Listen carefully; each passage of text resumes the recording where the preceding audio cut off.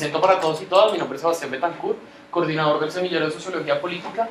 Presento a la coordinadora profesora Ginette Narváez, también coordinadora del Semillero de Sociología Política. Y hoy presentamos a Eduardo Restrepo y a Samuel Ángel, que son los dos panelistas, y vamos a dimensionar un tratado, o pues no un tratado, sino más bien un conversatorio en el cual podamos dimensionar lo que es una familia y empezar a darle el trasfondo desde la sociología, como analistas nosotros, y desde la perspectiva individual y colectiva de los dos panelistas. Bueno, vamos a hacer una pequeña introducción de la institución familiar en Colombia y el artículo 46. Contamos con la profesora Estefanía Lizarazo, de la Facultad de Sociología. Creo que podemos partir de la base del artículo 42 de la Constitución Política, el cual me permito leer, pero ya los estudiantes que han visto Sociología de la Familia lo han tratado. Nuestra Constitución dice que la familia es el núcleo fundamental de la sociedad, se constituye por vínculos naturales o jurídicos, por la decisión libre de un hombre y una mujer de contraer matrimonio o por la voluntad responsable de conformar. El Estado y la sociedad garantizan la protección integral de la familia. La ley podrá determinar el patrimonio familiar inalienable e inembargable. La honra, la dignidad y la intimidad de la familia son inviolables. Las relaciones familiares se basan en la igualdad de derechos y deberes de la pareja y en el respeto recíproco entre todos sus integrantes. Y ahí ya hace una descripción de otras partes respecto a esta institución. En el Sociología de la Familia lo que hacemos es mirar las distintas perspectivas que podría tener para el conjunto de seres que pertenecen a ella en la construcción de su identidad y en la relación con la sociedad. Por lo tanto, cuando analizamos el artículo 42 de la Constitución, lo que nos damos cuenta es que en ocasiones es restrictivo y por eso ha habido que hacerle, o se tuvo que hacerle mejoras para incluir esas otras formas que no necesariamente son institucionales. Entonces podemos hablar de familia desde una perspectiva institucional, como está en la Constitución, pero también hemos hablado de familias desde una perspectiva de relaciones afectivas y emotivas. Entonces hablábamos de familias homoparentales, que creo que es uno de los temas que vamos a debatir aquí, y también de familias unipersonales, que muchas veces no se considera así, pero que estudios nos han demostrado cómo las personas que viven solas también desarrollan ciertos afectos con cosas, con vecinos y demás. Entonces creo que es un tema importante, es un tema relevante. Si ustedes se dan cuenta, es un tema que ha estado en la agenda pública de distintas formas, camuflado con otras, pero que es importante dar ese debate y por eso hay que aprovechar este espacio donde vamos a ver como dos perspectivas de un tema que espero que nosotros como sociólogos y los que estamos acá podamos sacarle provecho. Vamos a hacer una pequeña introducción de lo que va a ser la metodología. Cada ponente tiene 6 minutos para hablar. El tiempo lo va a medir el señor Nicolás Telles. Y lo que vamos a generar es que en los 6 minutos tienen que responder la pregunta que se les va a realizar.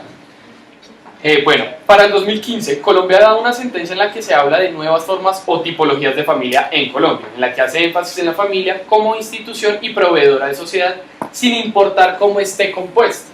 Ahora la pregunta para los panelistas es, ¿qué alcances tendría Colombia en temas de inclusión y reconocimiento de nuevas formas de familia para la sociedad? Me parece que es muy relevante que podamos como abordar diferentes perspectivas con respecto a esta temática de la familia y las concepciones de familia que circulan en nuestra sociedad. Mi formación es la antropología. Yo tengo pregrado en antropología, maestría y doctorado en antropología. O sea, yo llevo cerca de 25 años transitando en esta disciplina y parte de mi trabajo de campo fuerte es en el Pacífico colombiano. Es una región de Colombia que tiene unas características, ustedes saben, históricas, sociales y culturales muy distintas de las que ustedes pueden apreciar, no sé, las experiencias de la gente del norte de Bogotá tienen unas experiencias muy distintas de las que pueden ser las de esta región. Entonces, desde ahí yo puedo hablar, desde la antropología y desde la experiencia de trabajo de campo, y pienso que eso, pues ustedes que conocen por ahí el billete de 10.000 pesos, ahí hay la imagen del billete de 10.000 pesos es de una antropóloga que trabaja sobre familia en Colombia, o trabajaba sobre familia en Colombia porque ella murió hace mucho tiempo, y ella escribió muchos libros sobre la familia en Colombia, caracterizando los diferentes tipos de familia existentes en Colombia. Entonces, lo primero que yo pudiera decir en términos antropológicos es que en Colombia no existe una familia.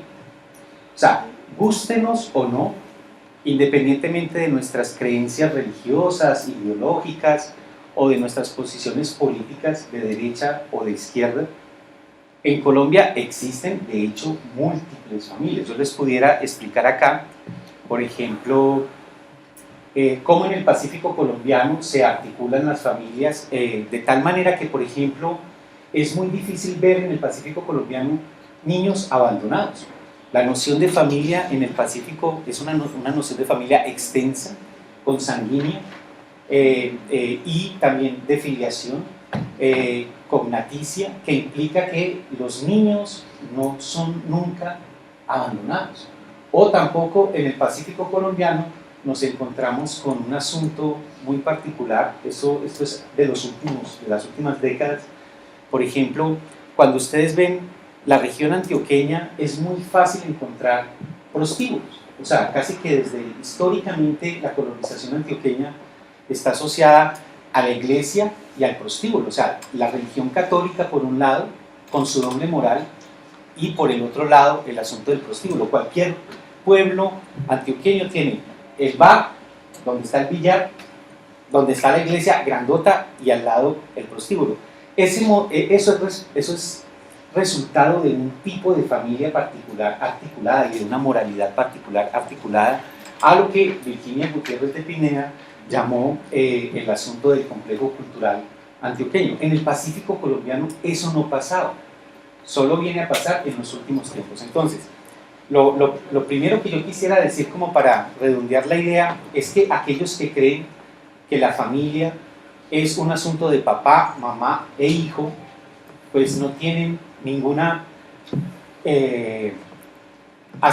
tipo de acercamiento antropológico en este país y en el mundo. Por ejemplo, en el mundo la antropología ha trabajado fuertemente una temática que se llama sistemas de parentesco, y encontramos cómo existen diferentes sistemas de parentesco que pasan por construcciones de sexo, de género y de deseo muy distintas a las que alguna gente pregona como que son naturales, como que son aspecto o expresión de la biología. Entonces, esa idea de que la naturaleza humana, la biología, garantiza un modelo de familia y un modelo de sociedad, pues son bastante miopes en términos de lo realmente existente en el mundo y en Colombia. O sea, eso está solamente en ciertos imaginarios de clase social y ciertos imaginarios en términos políticos de derecha que quieren asumir que el mundo es como la biología y la naturaleza que ellos se imaginan está garantizando. Y obviamente, pues aquí es muy importante hacer un paralelo, porque en nombre de la naturaleza y la biología se esclavizó a la gente. Ustedes, yo los invito a que lean los archivos del siglo XIX, cuando se dio toda la discusión de la abolición de la esclavitud, cómo los esclavistas decían que la sociedad no se podía sostener sin que una gente fuera esclava y otra gente no fuera esclava, y argumentaban que una gente era esclava porque por biología, por naturaleza, los negros estaban constituidos para ser esclavos.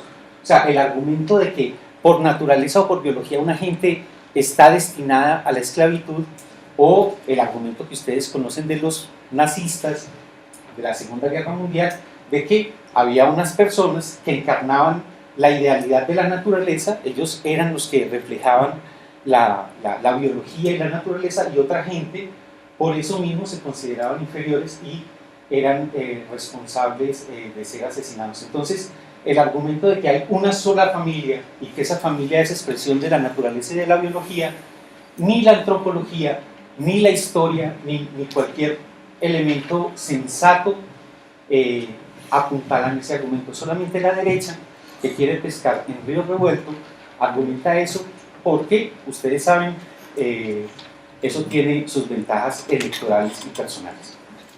Bueno, con respecto a este tema, a nosotros nos parece que ha habido bastante, pero bastante demagogia, muchísima demagogia. Suena muy bonita la palabra inclusión, suena muy bonita la palabra diversidad, suena muy bonita la palabra respeto por uno mismo y por los demás, y por supuesto tiene que haber respeto por uno mismo y por los demás, pero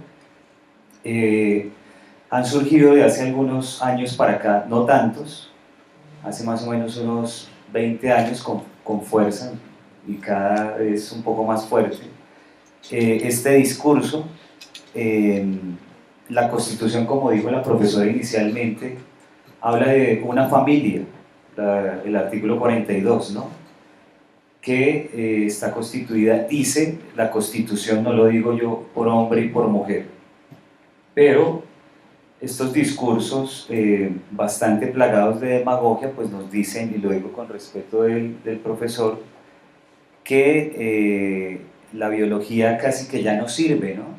Es decir, es un discurso bastante anticientífico.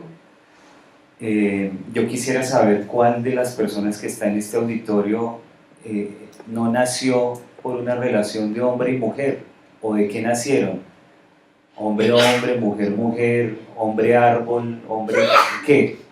Es decir, ha habido un discurso bastante demagógico, anticientífico, ideologizado. Me llama la atención que en un discurso donde estamos hablando de familia se mencione tanto a la derecha.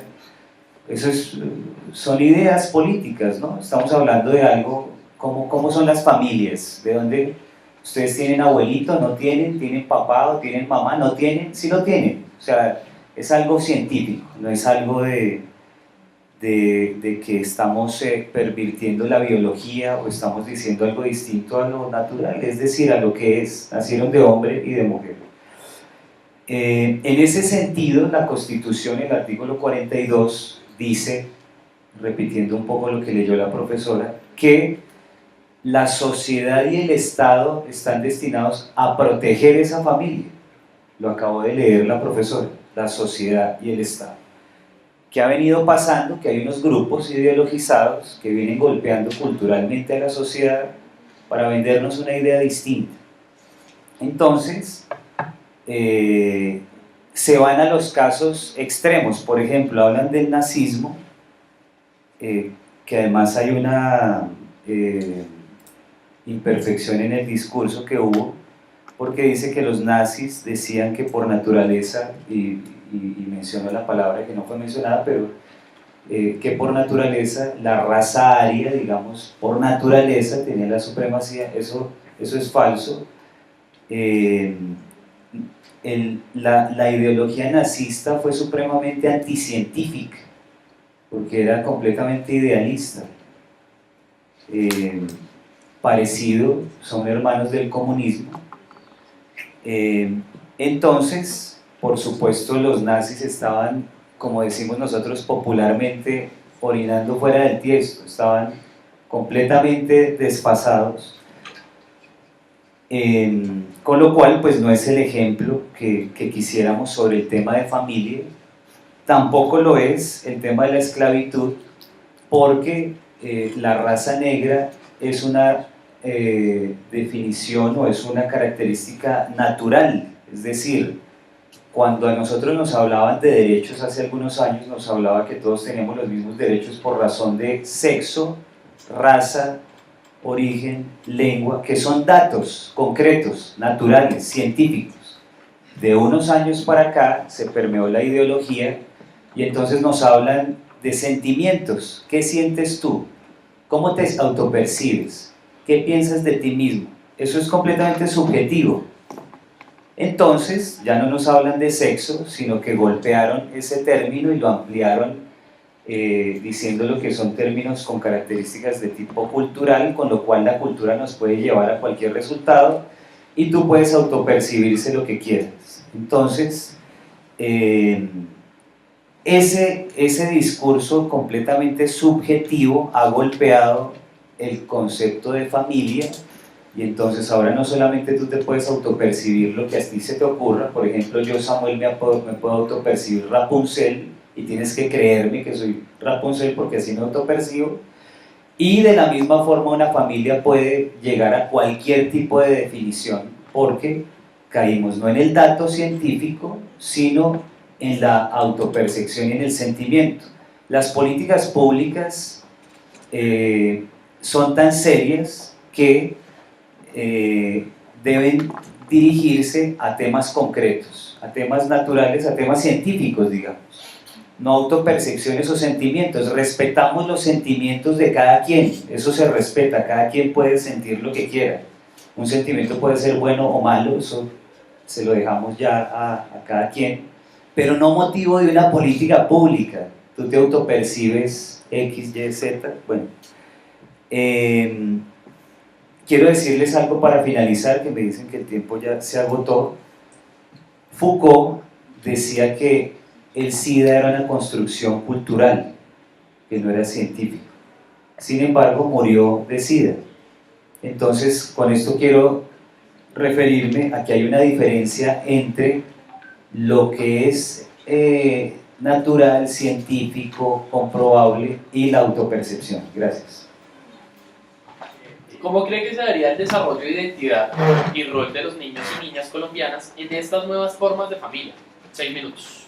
Bueno, para mí no hay nuevas formas de familia, hay una familia que es de papá y mamá, y quiero hacer una claridad. Yo nací, crecí en una familia donde mis papás se separaron, lo cual no significa que mi familia no haya sido de papá o mamá, si no, yo no existiría. Es que hay una diferencia en eso, ¿no? Entonces, porque nos dicen, no, es que hay familias unipersonales. Pues qué más demagogia que esa, o sea, familia unipersonal, o sea, yo, Samuel, soy familia, ¿no? Eso. Pero, por ejemplo, a mí me crió mi abuelita, la mamá de mi mamá obviamente estuvo muy pendiente de mí, mi papá no vivía con mi mamá unos años después de que nací, lo cual no significa que mi familia no haya surgido de papá y de mamá, y por eso es una institución de orden público. ¿Por qué? Porque garantiza la continuidad de la sociedad, de la nación. La nación es, digamos, los seres humanos que componen un país. Entonces, por eso el artículo 180 del Código Civil habla de que es una institución de orden público. Lo demás, como te autopercibas, o una relación, digamos, contraria a que la especie se perpetúe, pues no es una familia, no es una familia.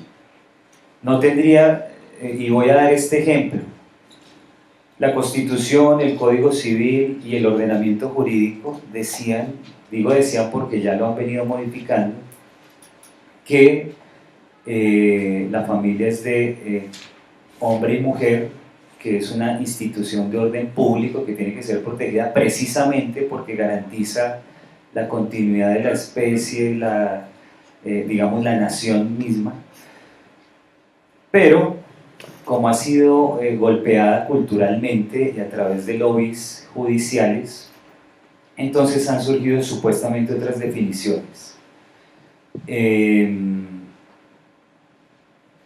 Una relación de hombre-hombre o mujer-mujer, si es que a eso se refieren con nuevos tipos de familia, pues no garantiza que se perpetúe la sociedad, ¿no? No lo garantiza.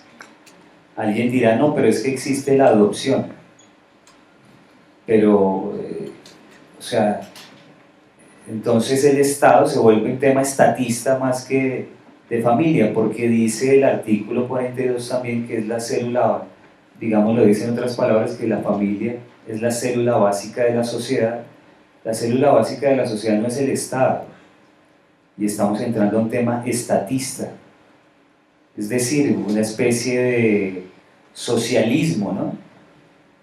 De hecho, en el manifiesto comunista, Marx y Engels dice que la mujer debería ser una mujer social, es decir, como la prostitución, ¿no? Que Marx y Engels dice que la mujer debería ser una mujer social, es decir, para todos, porque la familia burguesa, a la cual llaman a la de papá y mamá, eso es una especie de prostitución para la mujer, lo dice el manifiesto comunista. Y otra cosa curiosa que dice el manifiesto comunista es que el propósito de los comunistas es la destrucción de la familia. En algunas versiones, en la versión que vende la Panamericana, lo encuentran en la página 48. Entonces, estamos yendo hacia ese horizonte de un tema como socialista, donde el Estado nos tiene que proveer los hijos, porque nosotros ya no los podemos engendrar, ya no los podemos tener, fruto de que hay, comillas, nuevas familias. Y no hay nuevas familias, hay solo una familia. Ojalá ustedes en diálogo con sus familias, que pueden vivir, no sé, con su abuelo, con su tío, con sus papás, con su mamá, hablen de estos temas.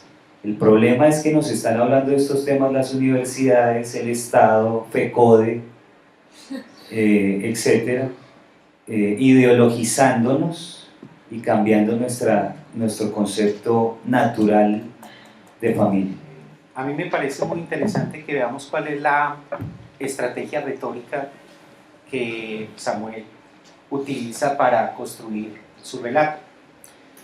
Él se para, por supuesto, en el lugar de lo objetivo, de la ciencia, de los datos y de los hechos constatados, y coloca cualquier diferencia con respecto a su enunciado en el lugar de la ideología, de la ideologización, de lo que es simplemente subjetivo o no tiene ningún fundamento.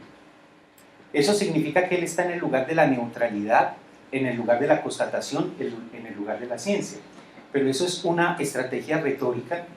Por ejemplo, cuando él dice que los nazis no usaron la ciencia, yo soy antropólogo y le puedo mostrar un montón de trabajos, incluso de antropología física, con medidas y concretas y elaboraciones concretas, donde la ciencia estuvo al servicio del nazismo. Claro, lo que pasa es que la ciencia no es una. eso. Usted dijo eso, señor. No, hablé de la familia. Usted dijo eso. Del concepto Ahora, de familia. que tampoco... Perdón, del área, de la usted raza dijo aria. eso. Ahorita podemos mirar la Yo tengo grabación. un libro sobre yo eso. lo he leído. Además es una cosa súper chistosa. Yo tengo como 10 libros sobre esas cosas. Bueno, entonces, el asunto es este.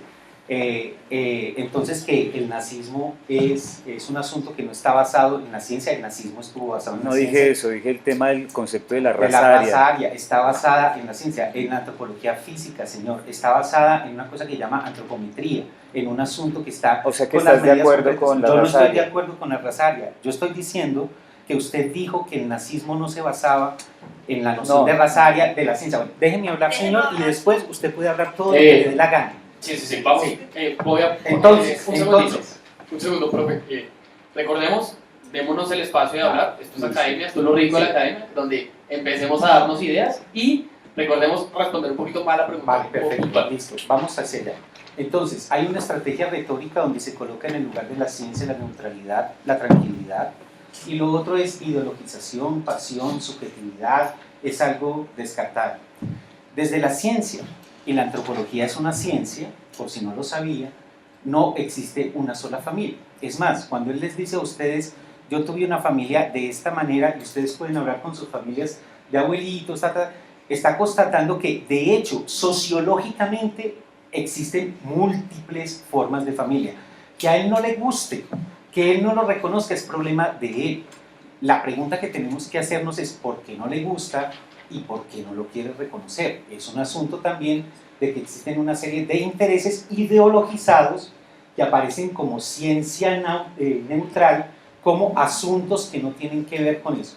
El Señor dice que todo el mundo nace de un papá y de una mamá. A mí me gustaría que él leyera más antropología para que viera que la noción de papá y mamá en muchas sociedades no existe como tal. Existen muchas sociedades donde hay muchos papás y muchas mamás. Eso se llama parentesco en tipologías de familia. Por eso, por ejemplo, la gente en el Pacífico colombiano le dice a un montón de personas tíos o le dicen primos, porque son tipos de clasificación que responden a otras familias. O sea, decir que hay solo una forma de familia por el hecho de que todos nacemos de un hombre y de una mujer es una babosidad que está desconociendo un hecho sociológico y antropológico para el cual existe mucha literatura que seguramente el señor Samuel no ha leído, porque además no lee ese tipo de cosas. Y por ejemplo, lee cosas como que Foucault dijo que el SIDA era cultural y murió de SIDA. Me encantaría ver dónde Foucault argumenta eso, porque lo que dice Foucault es que el SIDA es un dispositivo de dominación muy concreto asociado a un pánico moral que se instrumentaliza precisamente para anormalizar y para marcar a unas personas. Ahora, eso no significa que el SIDA no exista como tal.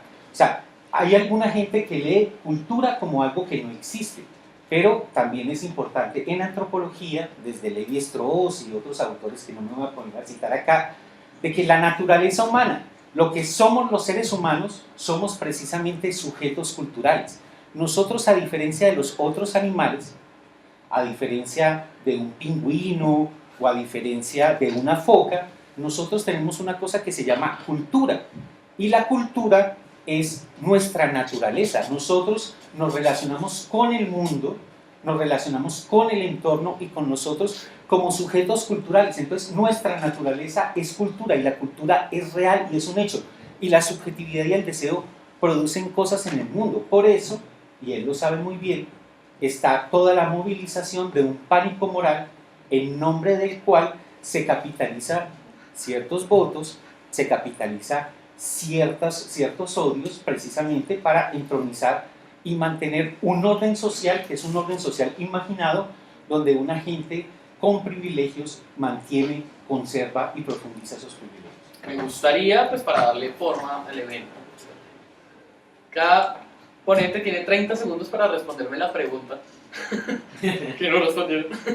Es cómo se va a desarrollar la identidad del niño o niña con estas nuevas tipologías de familia. Básico, 30 segundos. ¿Cuál Okay. niño o cuál niño? ¿El niño del río Mira en el Pacífico colombiano o el niño gomelito del norte de Bogotá? Es que no existe niño en abstracto o niña en abstracto. Existen niños y niñas históricamente situadas con expectativas y experiencias concretas. Ese es el problema del santanderismo, de lo jurídico, que cree que porque enuncia una ley, entonces el mundo es lo que esa ley enuncia. Y por supuesto que en la Constitución... Bueno, Listo, profe. Bueno, es que yo te lo dije, yo no creo que haya nuevas tipologías de familia. Lo reiteré durante toda mi intervención. La familia está constituida por papá y mamá. De ahí pues que todos estemos aquí sentados hablando. Y hablando de los niños, por eso dije, es muy importante que los padres de familia hablen con sus hijos, los prevengan de esta avalancha cultural, ideológica, ideologizada, que está en contra pues de lo que somos, además como identidad, digamos, hablemos de una identidad colombiana, ¿no? Listo. Bien. Vamos con, con la tercera pregunta, moduladora del evento, y es, ¿considera usted que estas nuevas formas o tipologías de familias colombianas ayudarían a promover o crear sociedad comprendiendo este escenario político, económico, social y cultural como un aspecto de conflicto? Comprendiendo conflicto como la inherencia de la necesidad de nuevos escenarios sociales. yo creo que tenemos que tener claridad con cómo la historia y las sociedades se transforman. O sea, si alguna cosa podemos aprender de la historia es que nuestras sociedades se han transformado de maneras que alguna gente no logra vislumbrar. Y esa gente que no logra vislumbrar esas transformaciones se configuran en sectores reaccionarios. Reaccionarios en el sentido de que introducen una serie de argumentos y de planteamientos que buscan mantener el status quo. ¿Sí? Entonces, en términos históricos, debemos aprender que las formas de familia se han transformado históricamente. En términos etnográficos, esto es, antropológicos, la ley que tenemos hoy se queda chiquita desde siempre con las expresiones reales de familia. No es que tengamos que plantearlo como una hipótesis, no es que existirían nuevas formas de familia, emergentes formas de familia. Es un asunto de una constatación de la ciencia.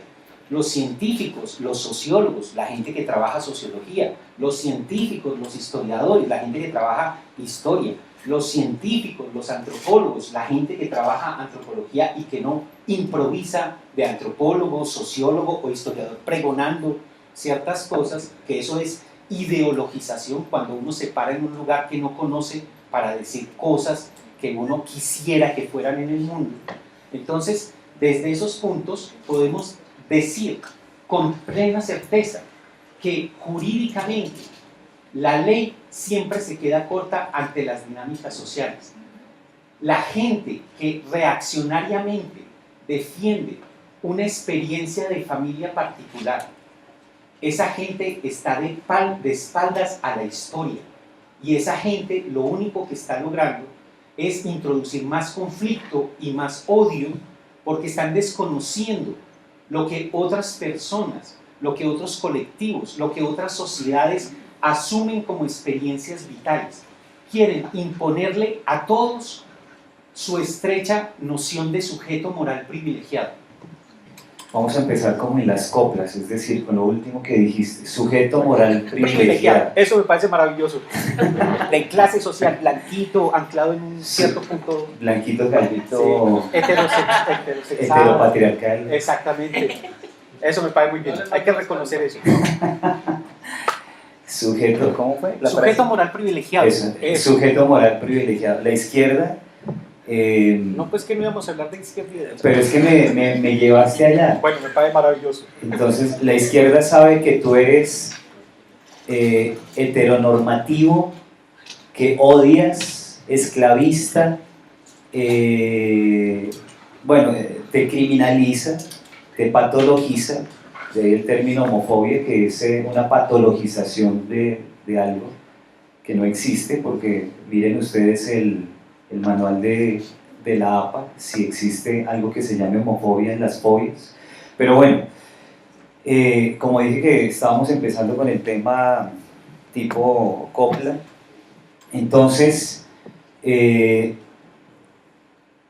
yo quisiera saber, entiendo que hay unas dinámicas culturales por presiones ideológicas de grupos particulares, grupos políticos de presión, de lobby, grupos que sí se eligen, ahí sí no hay problema en que se elijan, en que busquen votos, ahí sí no hay ningún problema, que han venido golpeando culturalmente la sociedad. Claro, es una lucha cultural, estamos en una batalla cultural y una batalla jurídica, que en Colombia se ha centrado en uno de sus principales frentes en la Corte Constitucional, donde 6 personas deciden por 48 millones. Está compuesto por 9 magistrados, pero 6 de ellos alineados a estas ideas han venido modificando la Constitución de manera abusiva. Entonces, yo quisiera preguntarles a ustedes, o sea, algo muy sencillo que no tiene que ver con, ¿cómo fue que dijiste la frase con la que empecé? ¿La tuya? ¿Con la que terminaste? Sujeto moral privilegiado. Sujeto moral privilegiado. Yo no sé si Simón Bolívar, por nacer de papá y mamá, era un sujeto moral privilegiado. Si en la historia nos vamos más para atrás, Cristóbal Colón, por nacer de papá y mamá, era un sujeto moral privilegiado. No, yo te lo entiendo perfectamente. Si nos vamos más hacia atrás, o sea, las sociedades viven permanentemente presiones culturales, pero tal vez ninguna como la nuestra, porque las redes sociales, el tema virtual nos ha llevado a una prelación del relato sobre la realidad, del discurso sobre la realidad. Entonces eso hace que nos digan ciertas cosas que argumentan todas sobre la base del odio. Somos heteropatriarcales, heteronormativos. Si yo digo que nací de papá y mamá, soy un inquisidor blanco, pro-hispánico, hetero homofóbico, o sea, hay una suerte de palabras que han surgido en los últimos años que en la época en que estábamos nosotros allá sentados no existían. Eso es bien reciente, y que se salen pues de los parámetros normales. Que nosotros digamos que nacimos de papá y mamá no es un delito. Leí un tuit hace poco de alguien que decía: decir que nací de papá, mamá, bañarme y decir que soy católico no es un delito. Pero nuestra sociedad, con estas presiones culturales, nos ha patologizado y nos ha casi que judicializado. Entonces,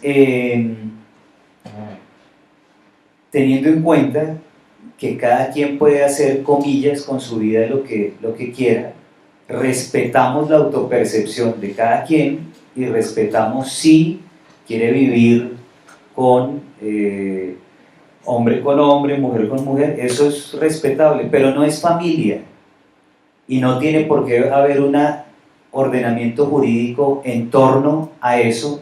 Así, ¿por qué el ordenamiento jurídico colombiano dice que es una institución de orden público? Porque garantiza la sociedad misma.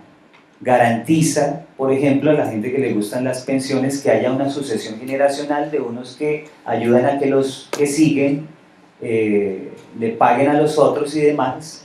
Eso no pasa con lo que están pretendiendo llamar que son ficciones jurídicas, una relación hombre-hombre o mujer-mujer en términos de familia, no es familia. ¿Por qué el Estado garantiza eso? Voy a dar un ejemplo. ¿Tú le darías a un ciego un pase de conducción? ¿Cierto que no? El Estado no lo da, no le da a un ciego un pase de conducción. De la misma manera, una relación de hombre-hombre o mujer-mujer no es una institución de orden público porque no garantiza el Estado mismo, la nación misma. Por eso. Y eso no significa que seamos mejor dicho, no hay una discriminación ideológica, sino hay una realidad concreta. Así como se habla de que la antropología y la sociología son ciencias, pues esto es algo concreto, no estamos ideologizando. Mucha gente pensaba que la Tierra es plana y mucha gente piensa que la Tierra es plana y pues están en todo su derecho. Ahora, no tenemos que confundir el asunto de la heterosexualidad. Yo soy heterosexual y reivindico mi heterosexualidad con el heterosexismo, que es un totalitarismo en nombre de una orientación sexual. Como uno no puede confundir que uno nazca de papá y mamá con la noción de familia. De hecho, o sea, no es un asunto especulativo, de hecho existen múltiples familias. Samuel nos dice, su papá no estaba, y eso significa que es una familia distinta. Y él y yo y todos nosotros nacimos de que se pusieron a tirar hombres y mujeres y de ahí nacimos. Eso no significa que hay una dimensión de confusión entre el hecho de que nacemos de papá y mamá con el asunto de la familia y esas cosas. Y termino simplemente con esto. De hecho, la antropología ha demostrado que múltiples sociedades históricamente se han fundado en otros modelos de familia. Es un asunto de hecho. Lo que pasa es que si uno no lee y si uno no sabe y si uno simplemente repite ideológicamente algo que presenta como natural, pues la Tierra es plana. ¿Y qué le puede decir a uno a alguien que ve que la Tierra es plana? Dale a un ciego un pase de conducir. Señor Samuel Ángel, ¿quiere hacer Dale, otra sí. réplica de 30 segundos? Yo no se lo voy a dar. Sí, claro. Eso no es una analogía Profe, sustentable. palabra. Es que decir que yo estoy diciendo o ejemplificando con el tema de que la Tierra es plana a estas alturas en el siglo XXI. Obvio que la gente nace papá y mamá. Ah, bueno, pero lo mismo. Respeto por la palabra. Hay un ordenamiento jurídico que da ciertas prelaciones porque se caen de su peso. Por ejemplo, lo de que tú no le das un pase a un ciego. De la misma forma, hay un ordenamiento jurídico en torno a la relación hombre-mujer, lo cual no significa que alguien no quiera tener una relación hombre-hombre o mujer-mujer, eso es su vida, en eso no nos metemos. Lo que estamos diciendo es que hay un golpe cultural de tal manera que pretenden que nosotros creamos que el agua no moja o que la ley de la gravedad es hacia arriba. Y eso no lo podemos permitir. O sea, si gústele al que le guste o no le guste. O sea, ¿Qué avances y retos se podrían generar a raíz de estas nuevas formas de familias que se están construyendo en Colombia? ¿Quién empezó ahorita? Yo puedo empezar. Dale. Yo diría que los avances implica que el país santanderista reconozca que Colombia es más grande de lo que se ha legislado y que la legislación está siempre a favor de la sociedad y no a la inversa, y que la sociedad no es una sola cosa. El hecho de que seamos 92% o 95% católicos, yo soy parte de ese 95% católicos, no significa que yo me vea identificado en concepciones de lo católico que pretenden movilizar cierto tipo de ideas para garantizar un status quo que niega la complejidad, la heterogeneidad y la vitalidad de la sociedad. Yo no soy de los que está del lado de los esclavistas en el siglo XIX, queriendo que el orden social sea el orden que ellos conciben como lo ideal social. Yo pienso que lo jurídico y las instituciones estatales tienen que estar al servicio y deben ser y responder a las dinámicas históricas de las sociedades, y Colombia, les recuerdo, es una sociedad muy heterogénea. El Pacífico colombiano es muy distinto a la Guajira y muy distinto a la experiencia de la gente privilegiadita del norte de Bogotá. Tenemos que dejarnos llenar de país, dejarnos llenar de la historia de este país, de las distintas maneras de ser familia. Por ejemplo, de cómo se cría a los niños en el Pacífico colombiano. Yo no les voy a imponer una noción de familia a la gente del Pacífico colombiano, porque la misma Constitución, en el artículo 7, que también seguramente hemos leído, reconoce que Colombia es un país multiétnico y pluricultural. Y a mí me parece que esa idea de lo bicultural es una noción supremamente achatada, banal, de la noción de cultura. Yo invito a la gente que habla de lo bicultural a que lean a la antropología, a los estudios culturales, para que entiendan que cultura no es un asunto de lobby, ni es un asunto de capricho, no es un asunto, y cultura es lo que nos constituye, incluso en nuestras ideas de que la familia de papá, mamá al niño es natural. Eso es cultura también. La cultura está ahí. bueno, pues como han escuchado en las 3, 4 intervenciones, no veo que haya nuevas formas de familia. Vuelvo y digo, respetamos las relaciones que cada quien pueda querer tener, pero en términos jurídicos o del ordenamiento jurídico, hay una institución que la Constitución venía garantizando, precisamente por su naturaleza de permitir la sucesión de la especie. Me parece muy curioso que hablando de familia se hable de, ¿cómo fue que dijiste? Pluriétnico. O sea, estamos hablando de familia, Sí, los No, guayos no. tienen otra familia. no de raza. No. No, los guayú. Los étnicos no ¿Qué, es raza, qué la raza fa- no existe. ¿Qué familia tiene? ¿La raza no La existe? raza no existe. Wow. No sabía eso. Sí, yo le voy a mandar una Wow. literatura para que vean. Wow. La raza no Miren, existe biológicamente. Miren la Constitución de Colombia, donde dice que garantiza todos los derechos sin distingo de Etnia raza, y cultura. Etnia y cultura. sin no. Etnia y Por cultura. favor, ¿Cuánto vamos a apostamos? respetar, profe, que- Sí. Apostamos. 100.000. Sí. El artículo séptimo. El artículo séptimo. Ahorita lo leo. Sin Artículo distingo séptimo, sí, de no, raza, sexo, no, pero lengua. artículo séptimo. Esto, dejemos hablar al señor Samuel. Bueno, pero a la salida me paras. Vale. Miramos el artículo séptimo. Entonces, no existe la raza, pero habló de los negros y la esclavitud. Eso no es Curioso. raza. Wow. Ve aprendiendo, ve aprendiendo. Bueno, listo. Entonces, estamos en un nivel de lenguaje y de discurso bastante basado en el relato, no en la realidad, con lo cual se comprueba lo que hemos venido denunciando a través de todas nuestras redes sociales, y es cómo la ideología viene permeando los discursos académicos, sobre todo. Por eso nuestras nuevas generaciones están saliendo pues con una visión bastante parcializada, ideologizada. Creemos nosotros que debe haber un respeto por las decisiones, las autopercepciones y los sentimientos de cualquier persona. Lo que no creemos, por orden de institución pública de la nación, que es la familia, y la familia están hablando de papá y mamá, es que eso se modifique. ¿Por qué? Porque los más golpeados van a ser ustedes mismos, en todos los temas, económico, pensional, laboral, etc. Respetamos los sentimientos de cualquier persona, pero un sentimiento no puede ser la base de una política pública nunca.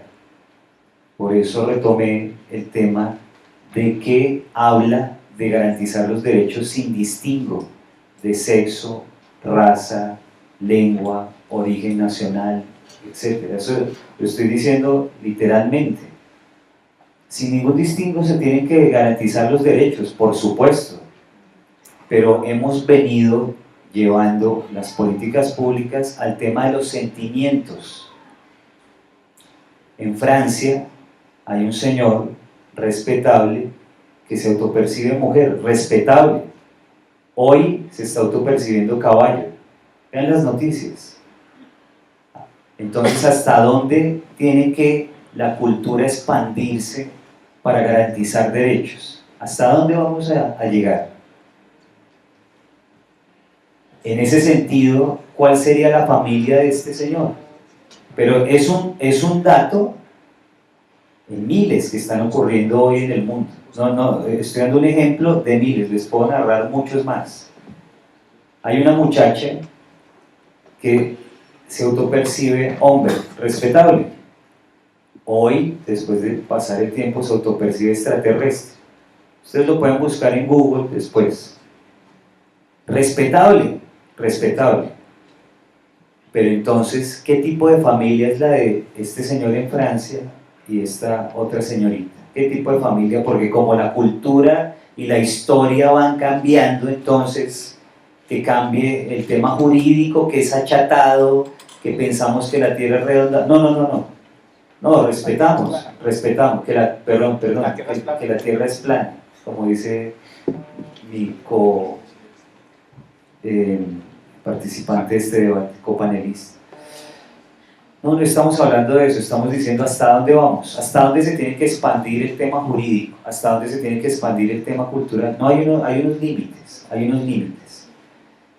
Y ese límite que nosotros decimos es que respetamos lo que cada quien sienta, sí, pero eso no tiene por qué golpear el tema jurídico que garantiza y que da unas prelaciones a la institución jurídica compuesta por la familia, que es de papá y de mamá. Tan no cambia eso históricamente que el Código Civil nuestro y el de toda Latinoamérica está basado en el Código Civil romano. Alguien dirá, no, usted es un dinosaurio, ¿cómo nos habla de eso? No, no, es que tú no vas a nacer de un árbol y de un gato, o sea, no vas a nacer de cualquier otra cosa que no sea hombre y mujer. Entonces, el Código Civil por eso ha perdurado a través de los siglos. No significa que quienes no han golpeado la modificación del Código Civil sean heteromachistas, heteropatriarcales, discriminadores, homófobos. No, es que hay cosas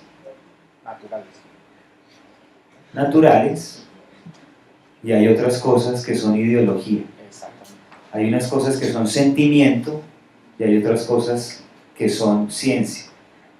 El sentimiento, por supuesto, es algo, digamos, del ser humano, pero a diferencia de todas las clasificaciones sobre las cuales se trabajaba en materia de derechos, se golpeó la palabra sexo con la autopercepción, que es otra cosa. Listo. Pero eso sí es para todos. No, yo hablé de derechos. Yo hablé de derechos. Artículo 7, léalo. El artículo 7, pluricultural y multinacional, o sea, raza, no, eso está en la del 87. Artículo 13. Todas las personas nacen libres. Te lo estoy leyendo de tu celular. No leí el Todas, 37. pero voy a leer los dos. Todas las personas nacen libres e iguales ante la ley, recibirán la misma protección y trato de las autoridades y gozarán de los mismos derechos, libertades y oportunidades sin ninguna discriminación por razones de sexo, raza. El Señor dice que la raza no existe. Origen nacional o familiar, lengua, religión, opinión política o filosófica.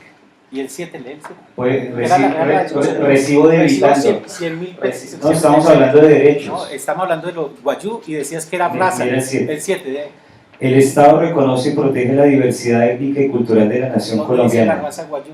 En ningún lado dice raza guayú ni raza ¿Quién? indígena. ¿Pero quién está hablando de guayús? Estábamos Estábamos hablando de guayú. no, estamos hablando de derechos Eso quedó grabado. y de raza. Eso quedó grabado. Pero Pero bueno, así es la izquierda, así es la izquierda y la demagogia. Listo, esperemos un Mentiras y demagogia siempre. segundo. Y quiero citar a un excelente autor de Thomas Kuhn. Él menciona en su texto de La Revolución Científica que los espacios científicos es donde tienen que morir ideas.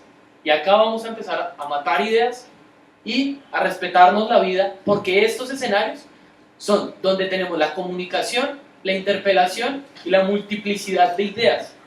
Esto es academia, y para todos y todas, la gracia es que esto que estamos haciendo acá lo podamos hacer en múltiples escenarios y no tengamos que salir a la calle a matarnos y seguir reproduciendo los escenarios de violencia. Exactamente. Le agradezco al señor Samuel Ángel y al profe Eduardo Restrepo por sentarse los dos, respetarse y que no salen a darse en la jeta afuera, sino salen a tomarse un tinto con 100.000 todos apostados. yo me Esto, lo gané, que quede claro. y nos van a gastar tinto a todos. Tengo una pregunta concreta, pero en serio, mi ser de docente y magíster en estudios de género no me deja dejarlo ir así.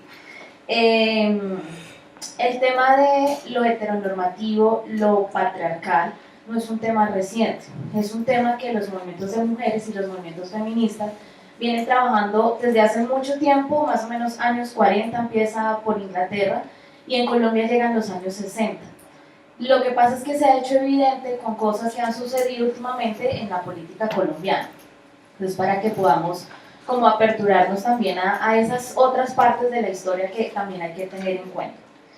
De manera general, hay una cosa que creo es importante y que me gustaría que lo respondieran los dos y se basa en esta idea de familia que hemos discutido. Y sería, ¿cuál entonces debe ser el rol de las mujeres dentro de la sociedad y la familia? Yo creo que ese discurso que tú mencionas, que tienes toda la razón, digamos, del tema que ha venido surgiendo con fuerza a raíz de los movimientos feministas, es que, y quiero resaltarlo, creo que las más perjudicadas son las mujeres, porque cuando empezaron la primera ola del feminismo que hablaba de la posibilidad de votar, de pues todos estos derechos que obviamente debieron tener siempre las mujeres, pues estaba muy bien, ¿no?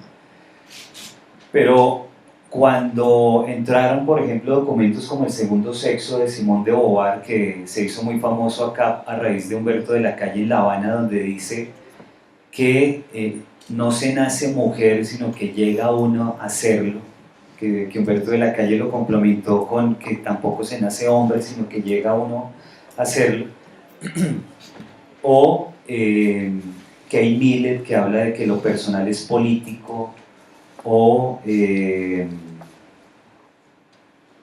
Judith Butler, que habla del transexual como el nuevo sujeto de la revolución. Las más perjudicadas han sido las mujeres. ¿Por qué? Porque cuando usted ve, por ejemplo, la publicación de la alta instancia de género que surgió a raíz del Acuerdo de La Habana, hablando acá de Colombia, claro, todos pensaríamos que estamos hablando de derechos para la mujer, y no, estamos hablando de derechos para todo el tema LGBTIQ. Depende de la ciudad, hay más o menos letras. Facebook habla de 54 géneros. La revista Género de la Revolución de National Geographic habla como de 18 o 20, o sea, te estoy diciendo es porque hay una estrategia para esto y no lo digo yo como hetero, patriarcal, inquisidor y demás, sino hay un libro que se llama Foucault para encapuchadas, de una argentina, donde habla de una estrategia, dice que hay que proliferar hasta el absurdo las anomalías psicosexuales, literal. Alguien dirá, uy, usted está hablando de anomalías, nos dijo anomalías. No lo digo yo, está en ese libro, Foucault para encapuchadas. Para borrar las denominaciones varón-mujer. Entonces entendemos por qué Facebook aparece con 54 géneros. Entonces uno le dice al niño, bueno, que esos 54 géneros que aparecen, o sea, si estábamos hablando de LGBT, hasta el 54 que hay, entonces aparece heteroflexible, lesboflexible, sí sexual masculino, sí sexual femenino. Yo le digo a la gente que es un heteroflexible, un trapecista. O sea, ¿qué es eso? Lo digo con respeto, la ideología y la cultura la han venido buscando expandir hasta el infinito, cosa que, como dice Leonor Silvestri, se llama la autora, les estoy dando datos académicos, Foucault para encapuchadas, lean. Borrar las denominaciones varón-mujer, ¿cómo? Proliferando hasta el absurdo las anomalías psicosexuales. No hay ningún tipo de ciencia, es ideología. ¿Quiénes son los más perjudicados en este discurso? Las mujeres. En la alta instancia de género, que era lo que estaba diciendo antes, aparece la directora de Colombia Diversa como una de las consultoras de la alta instancia de género, ratificada por Duque, y aparece la banderita LGBT en la alta instancia de género. ¿No se supone que estamos hablando de mujeres? O sea, vuelvo y digo, respetamos cualquier autopercepción de cualquier persona. Lo que estamos diciendo es, están hablando de la mujer y de la familia. Entonces, ¿dónde queda la mujer y la familia? Sí, se centró todo el discurso en proliferar hasta el absurdo de las anomalías psicosexuales. Un niño, aquí hay gente de qué edades, 10 y 20, más o menos. Un niño que va a abrir su cuenta de Facebook. Yo doy conferencias por todo el país y fuera del país sobre este tema y con la posición que se han dado cuenta. Con auditorios a reventar. Y lo pueden ver en mis redes, por si aquí puedo aparecer como un bicho raro. Con toda esa gente, de acuerdo con lo que yo les estoy diciendo.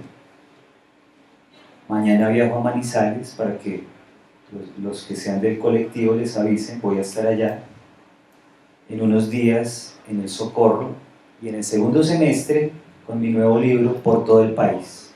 Mi libro va a estar por toda Latinoamérica y el hemisferio. Se llama La amenaza de la ideología de género. ¿Por qué? Porque el discurso de proliferar hasta el absurdo las anomalías psicosexuales era algo inimaginable cuando yo tenía la edad de ustedes o cuando éramos niños nosotros, inimaginable. Entonces nos vendieron la idea de que hay cambios culturales. No, hay presiones de colectivos políticos de extrema izquierda para vender este discurso. ¿Vamos a creernos el discurso y el relato de proliferar hasta el absurdo de las anomalías psicosexuales?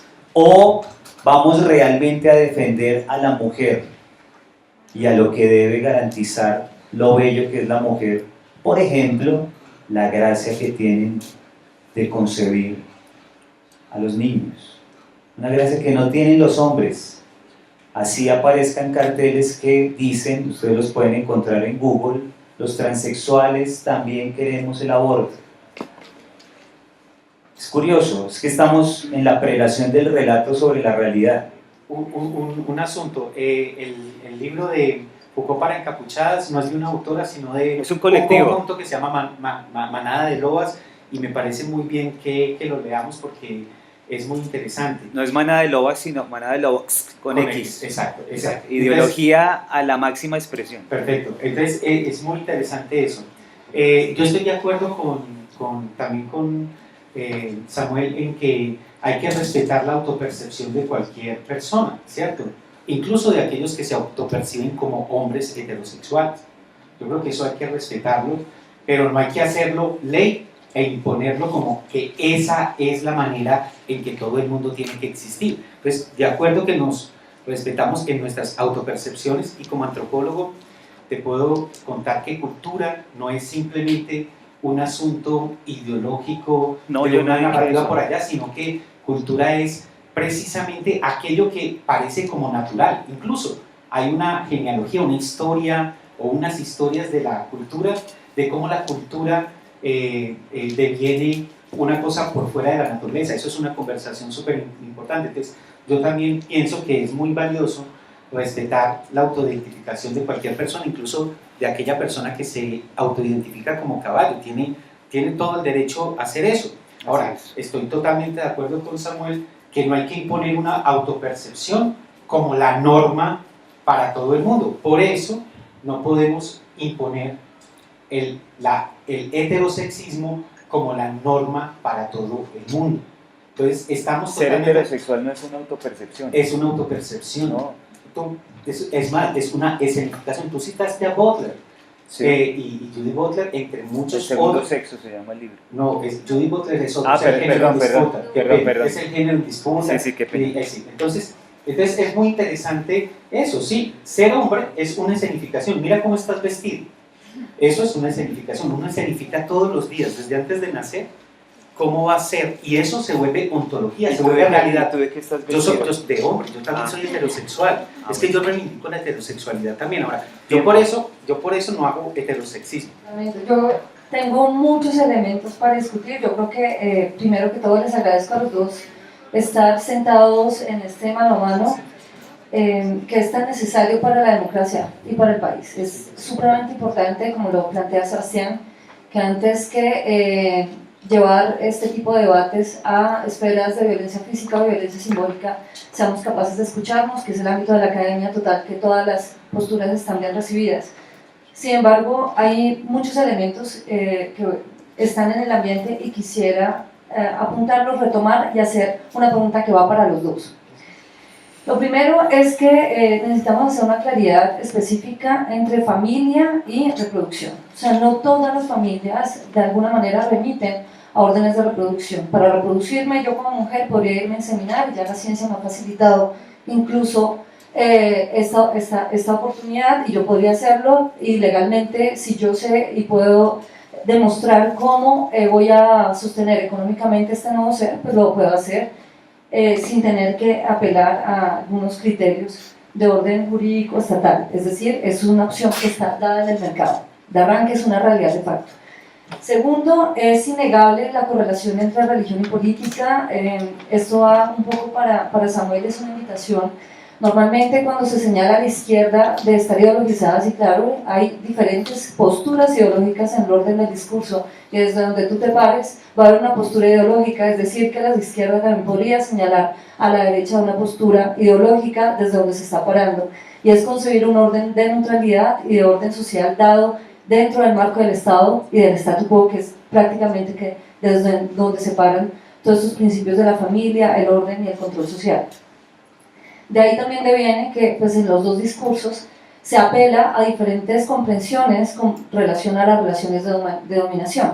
Es decir, desde el discurso que logramos comprender desde el profe Eduardo Restrepo, está la clara comprensión desde los estudios de caso que veo que ha trabajado desde la antropología y que ha leído en términos históricos, pero también de las realidades de hecho que nosotros tenemos en diferentes comunidades, y es comprender que el mundo es multidiverso y que existen diferentes formas de organizarse y que la familia como primer orden social nuclear pues es justamente el escenario en donde se evidencian las transformaciones y los cambios sociales. De ahí que en el siglo XXI veamos lo que tú mismo, Samuel, estás encontrando en Facebook, yo como me reconozco las diferentes formas, apuestas en términos de identidades de género que puedan existir, y podrán venir incluso muchísimas más dentro de los espacios de liberación y de las luchas sociales en términos de emancipación que están llevando a cabo las diferentes diversidades.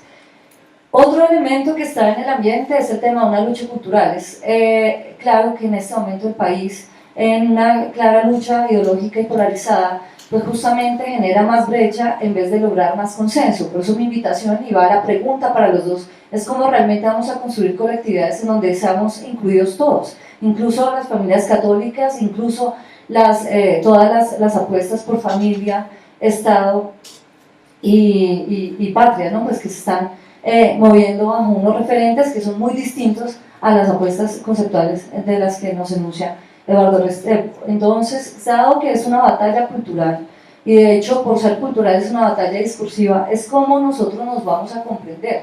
Cuando yo escucho a Samuel me genera una gran preocupación, y es el tema de la mujer. Habla de una mujer como si fuera una única mujer, sabiendo que en el siglo XXI nosotras, de hecho ya la mayoría, entre más formadas y más cualificadas, tenemos diferentes formas de ser y asumirnos como mujeres. Incluso no todas las mujeres son heterosexuales, algunas pueden ser lesbianas, otras pueden ser bisexuales, y cada quien con su conducta en términos de su identidad. Me preocupa mucho cuando tú señalas, entre comillas, Samuel, entre comillas, las libertades, o entre comillas, respetamos que el otro quiera hacer lo que quiere ser, porque pues estamos en un Estado social de derecho en donde constitucionalmente nosotros tenemos derecho en nuestra individualidad y en nuestra vida privada a ser quienes queramos ser, independiente que seamos lo más confesionales y lo más patriarcales, o lo más heteronormativos, o lo más liberados y emancipados sexualmente hablando. Entonces, a mí me preocupa es este tema de los monotipos, estandarizados, qué es ser hombre, qué es ser mujer, qué es ser familia, sabiendo que hay múltiples familias, sabiendo que hay múltiples formas de ser hombre, múltiples formas de ser mujer, y que no solamente es que yo lo diga, sino que se comprueba en las realidades de facto. Si tú te vas a las periferias te lo vas a encontrar. Yo soy muy cercana a comunidades indígenas, los wayuu tienen una forma matrilineal en donde yo puedo tener diferentes parejas, y está concebida el tema de la poligamia, y se comprende así, y son otros órdenes sociales que incluso desde el occidentalismo podríamos entrar a cuestionarles una cantidad de prácticas, y es válido también. Entonces, para ya ir cerrando un poco, sabiendo que nosotros estamos aquí en procura de ojalá algún día tener una política pública mucho más incluyente, y de proyectos y programas sociales en donde queden evidenciados realmente los derechos, es decir, que los derechos no queden solamente plasmados en una hoja de papel en términos constitucionales, sino que se haga una garantía en términos materiales. Pues la idea y la invitación que yo les hago a los dos es definitivamente cómo vamos a superar también otro tipo de problemáticas sociales.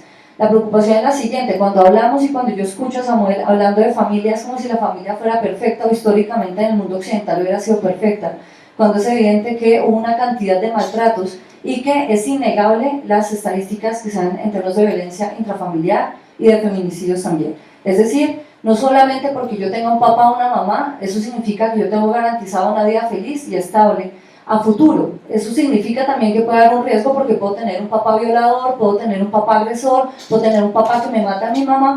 Entonces, justamente cómo vamos a llevar esto en términos de reconocimiento también de que la familia no es el orden ideal, en términos de la apuesta que tú discursivamente nos traes, Samuel, y es reconocer también una cantidad de problemas sociales que desde la política pública no se están reconociendo y se tiene que apuntar también a su resolución. Otro tema, el debate que hoy nos estaba invitando es diversidad y familia homoparentales. Entonces, cuando hablamos de familia homoparentales, estamos hablando desde el derecho justamente de familias a la adopción, independiente que estas familias sean homosexuales. Entonces, ahí es donde nosotros, y yo les hago el llamado y la invitación a que también pensemos que esta puede ser una apuesta también en superación de problemas cuando tenemos niños en condición de abandono. Niños que nacieron de una mamá y un papá que justamente uno u otro los abandonaron. Y ahí sí no hubo clara conciencia en ese abandono, sino que había conciencia en que yo me reproducía con un hombre y entonces nunca vi realmente por el futuro de mi hijo. Entonces, para cerrar, es cómo vamos a superar esta doble moral que está evidente dentro de las prácticas culturales del colombiano común, de hecho de la mayoría, hasta en las elecciones lo demostramos, votamos por la guerra, vamos a votar seguramente por este orden de familias, entonces realmente cómo vamos a superar otro tipo de problemas sociales que están justamente sobre la mesa. ¿Quién va primero? Yo creo que yo, porque fue Dirigido a mí todo, ¿no? La mayoría sí. Bueno, Eres la estrella. tranquilos, me pasa a menudo. Quiero iniciar con una anécdota de 20 segundos. Me llamó mucho la atención positivamente cuando el joven, ¿cuál es tu nombre? Sebastián. Sebastián, cuando pasó en una de las veces, dijo, qué delicia, o sea, al escuchar el debate, ¿no? Espectacular. O sea, no sé cómo los demás se sientan, pero a mí me gusta esto. Alguien dirá, no, se sintió mal porque le dijeron que se autopercibía hombre. No me siento mal que me diga alguien lo que quiera decirme desde que sea en los términos de la profesora, del profesor. O sea, esto está muy bien. Sin embargo, quiero contarles la realidad de las periferias. Cuando yo voy a un coliseo, me pasó en Ibagué, pueden ver en mi página de Facebook el video, que no es un discurso, es realidad. Llegan unos colectivos con la banderita multicolor, violentos, a atacar. Eso no nos lo dice nadie, no nos lo dice Juan Pablo Jaramillo, no nos lo dice Juanita Martínez, no nos lo dicen en la academia, pero es la realidad. ¿Por qué pasa eso? No he podido entender. O sea, voy a dar mis ideas y aparecen estos colectivos de presión violentos. Debería este ambiente ser nacional, transversal. Quería hacer esa acotación porque me gustó lo que dijo la profe del respeto y lo que le escuché al muchacho de la delicia de que es un debate de ideas. Debería ser siempre así. Decías del tema de que lo digo en otras palabras, pero la idea es esta, que yo le ataño, le asigno a la izquierda un discurso ideologizado y que sea derecha o izquierda, hay una ideologización, algo así dijiste. Lo que pasa es que este discurso de la autopercepción, del tema de diferentes familias, del tema de autopercepciones, emancipaciones, etc., es de la izquierda, o sea, es propio de la izquierda. Les invito a leer un libro que se llama El libro negro de la nueva izquierda, para que vean el tema discursivo cómo ha mutado y de pasar de las reivindicaciones del proletariado, donde inclusive el mismo Marx decía que la violencia era la partera de la historia, pasamos a las reivindicaciones de un nuevo sujeto de la revolución que, digamos, la izquierda, capturando, secuestrando ese sujeto de la revolución, se lo asignó al travesti o al transexual, como dice Judith Butler en Género en disputa. el género en disputa. Entonces es un discurso de la izquierda, es propio de la izquierda, por eso, y yo lo reconozco, profesora, yo soy bastante virulento contra eso, porque me parece que la ideologización no debería usarse sobre todo en ambientes académicos, otrora científicos, otrora más imparciales. Entonces, teniendo en cuenta eso, la izquierda siempre usa los extremos, digamos la casuística de los extremos, para justificar y generalizar y transversalizar ciertas líneas de políticas públicas. Entonces se habla del papá violador, el papá agresor, se habla de los niños en condición de abandono, fruto de esa, que ni siquiera deberíamos llamar la familia de papá y mamá, que son unos delincuentes. Yo no creo eso. Y no lo creo porque hay cifras. Claro, usted me puede mostrar, no me las mostró, pero podría mostrarme unas cifras de papá violadores en familia de papá y mamá. Muéstrenos las cifras, muéstrenos. Yo me puse a mirar el tema de cifras. Les voy a dar un dato que tiene que ver, digamos, tangencialmente, no es el dato acá de la, digamos, del papá violador y del abandono de los niños que nacieron de papá y mamá, pero que tiene que ver con un libro que escribió esta señora Elizabeth Castillo, que se llama No somos etcétera, y ella dice, palabra más o palabra menos, que no entiende por qué en el término LGBTI le metieron la I a eso. Si intersexual es una cosa distinta, no lo dice así, pero se cae de su peso del tema ideológico. Intersexuales, digamos, aquellas personas que nacen, digámoslo en esos términos, uso términos del DANE para que no me lo achaquen a mí, digamos con una indeterminación en sus genitales, o sea que puede ser ambiguo, ¿sí? Entonces yo miré en el DANE, en las cifras del DANE, cuántas personas intersexuales o indeterminados habían en Colombia. Discúlpenme el crimen de mirar eso. De 48 millones hay 80 personas. 80. O sea, es un caso que no es muy común. ¿Sí? Entonces, la izquierda ha asumido el acrónimo LGBT y le ha puesto la I, lo cual a mí me parece un abuso porque estamos hablando de un tema natural. Es como si yo, para justificar la heterosexualidad, hablara de los ciudadanos que nacieron sin un bracito, que nacieron con labio leporino. Es decir, es un tema natural, es algo ajeno a cómo quiero yo justificar mis ideas. Y si tú ves las cifras de papás que violaron a sus hijos, no son las cifras que magnifica la izquierda. ¿Ocurre? Claro. ¿Que está mal? Por supuesto. ¿Que debería ir el tipo a la cárcel? Totalmente. Pero no es lo que la izquierda pretende manipular con el discurso de los papás violadores, papá agresor, feminicidio, otro término, y bueno, y el tema de los espacios de liberación y emancipaciones.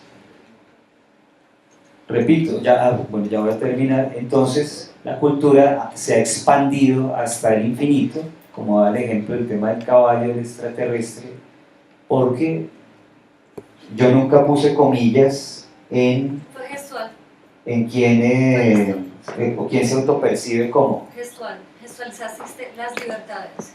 No, las libertades no, cada quien puede autopercibirse como quiera, pero no es motivo, el sentimiento no es motivo de una política pública. O sea, pasamos a que la fuente del derecho es el deseo. Antes la fuente del derecho tenía un peso completamente distinto. Se me acabó el tiempo. Para completar la referencia del libro No de la Izquierda, es de Agustín Laje y Nicolás Márquez, hay que leerlo. Es muy interesante, está prologado la edición colombiana por Samuel. Es además un libro muy interesante, precisamente porque, sobre todo, Agustín, que son argentinos, tiene cierta trayectoria en la lectura de la teoría social, cosa que echo de menos mucho en tus elaboraciones. En todo caso, el punto es, hay que leer todo, y también celebro que estemos conversando acá y tenemos diferencias políticas, ideológicas, y eso no significa que nos matemos, porque ese es el gran problema que tenemos los colombianos y creo que tenemos que superar eso.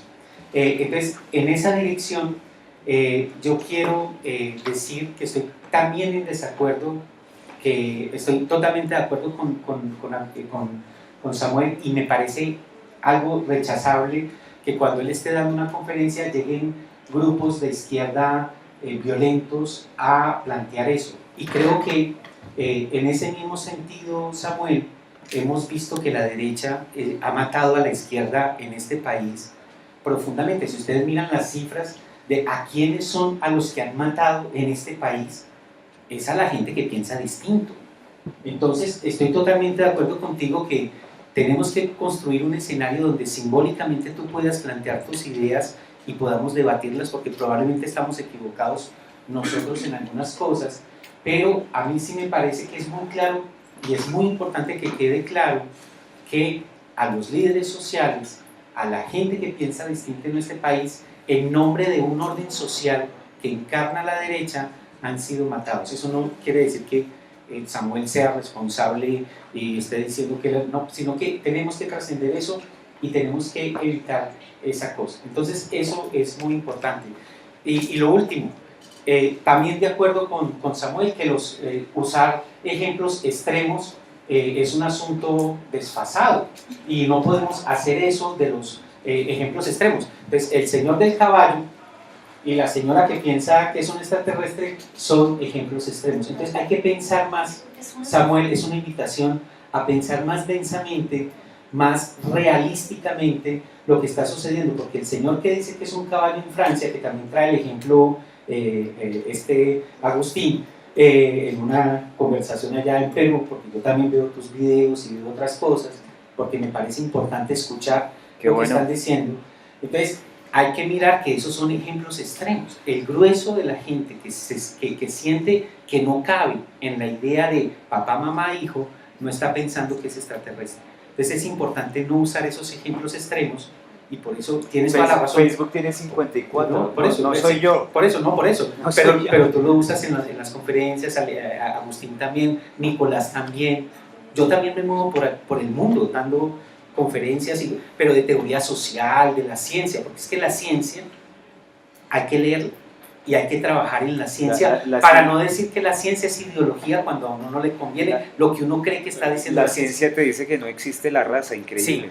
Sí, eso es cierto, eso es cierto. Te voy a enviar cositas. Yo quiero darte una estadística para dejar de... Hostia, ya son las dos. La estadística es la siguiente y es preocupante, Samuel. Esta estadística no me la estoy inventando yo, la está dando incluso una entidad que es estatal. Es decir, a nosotros también nos gusta mirar qué cifras son las que realmente se están reconociendo, que sabemos que además son cifras solapadas porque la problemática está mucho más disparada. ¿De cuál es la fuente? La fuente es Medicina Legal y Registro Único de Víctimas.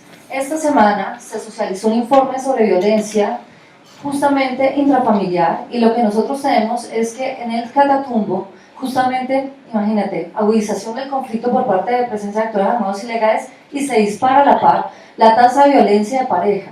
Es decir, no porque yo tenga una pareja heterosexual, yo ya estoy en el universo ideal. Se disparó en un 88%, con 1.547 mujeres agredidas. La tasa de presunto delito sexual, que son violaciones que también están en el marco tanto del conflicto armado como de la violencia intrafamiliar, se disparó la estadística en un 84%. Hablar de un 84, un 88%, que se me están disparando las cifras en solo un departamento que te estoy dando, y que si yo miro la periferia, y lo vamos a sacar en un libro que estamos mirando justamente, territorios periféricos, lo que es Nariño, lo que es Puntumaco, lo que es Chocó, lo que es La Guajira, lo que es incluso la Amazonía, nos vamos a encontrar cifras muy parecidas a lo que está pasando en el Catatumbo, y que si me acerco, seguramente Bogotá es un laboratorio interesante, y a veces nos sentimos en una burbuja de cristal, pero la invitación que yo te hago es a que no, permítame cerrar, a que no generalicemos justamente desde lo que creemos ideal, sino desde las realidades y las problemáticas sociales que tenemos en concreto. Hay una inmensa diferencia entre la respuesta que das y lo que estábamos hablando y lo que planteaste inicialmente. No me estás dando cifras de papá que viola niños. Te la consigo. Bueno, yo te doy mi WhatsApp. Seguro. papá que viola al niño, el papá que mató a la mamá. No, yo no digo que no pase, no, obvio que pase y ojalá vayan a la cárcel.